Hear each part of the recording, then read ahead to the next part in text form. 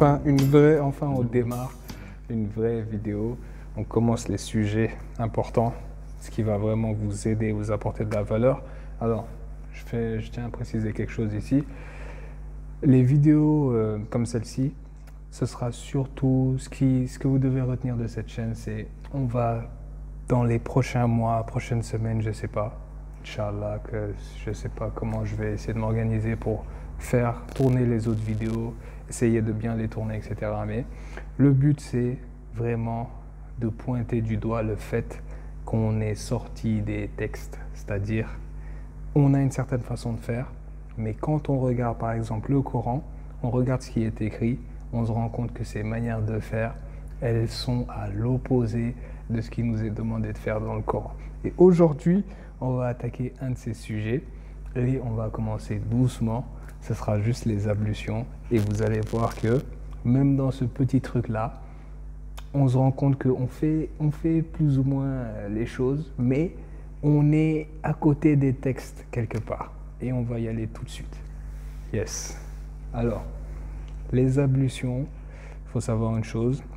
Certains lavent leurs mains 3 fois, puis leur bouche 3 fois, puis leur nez 3 fois, puis leur visage 3 fois, puis leur coude, avant-bras 3 fois, et avant-bras gauche 3 fois, la tête, les oreilles, ensuite les pieds, pied droit, pied gauche. Voilà. Suivant la personne que vous êtes, suivant le musulman que vous êtes, soit vous faites cette façon de faire là, soit vous faites d'autres façons de faire, mais pour montrer que ça tourne autour de ça. Certains ont une façon de faire comme ça parce que voilà, il y a le Coran qui aurait dit ceci. Quand on sort un petit peu des textes, on aurait dit plus ou moins cela. Dans la Sunna, on aurait dit ça, etc. On va y aller tout de suite, on va clarifier tout de suite ce qu'il faut que les gens comprennent ici. Le Coran est sorti de la bouche du prophète Mohammed, n'est-ce pas? Du coup, le prophète, c'est l'exemple par excellence. C'est lui qui a été chargé de transmettre le Coran aux hommes. Du coup, quand on retrouve des instructions précises dans le Coran sur certaines choses qu'on devrait faire, en l'occurrence ici les ablutions, quand on retrouve les ablutions dans le Coran, il faut savoir que le prophète a suivi ces indications-là. C'est-à-dire que si on trouve les ablutions dans le Coran, le prophète a suivi ces ablutions-là et les a appliquées dans sa propre vie. Du coup, on n'a besoin que de ce qui est sorti du Coran. Parce que si le prophète récite le Coran et que les ablutions se trouvent dans le Coran, c'est-à-dire que le prophète a récité ces ablutions-là et il les a mis en pratique. Du coup, suivre le prophète ici, c'est suivre ce qui est dans le Coran sous forme d'instruction. Du coup, dans le Coran, on voit les ablutions comme suite. Visage, main jusqu'au coude, tête, pied jusqu'aux chevilles. Ça s'arrête là, les amis. Il n'y a pas de nez 3 fois, de bouche 3 fois, d'oreille. Tout ça, c'est des choses qui ont été rajoutées après. Après le prophète, des gens, je ne sais pas pourquoi d'ailleurs, hein, mais ils ont rajouté d'autres façons de faire, plus ou moins. Que voilà, ce serait plus bénéfique de faire ceci, ceci, cela.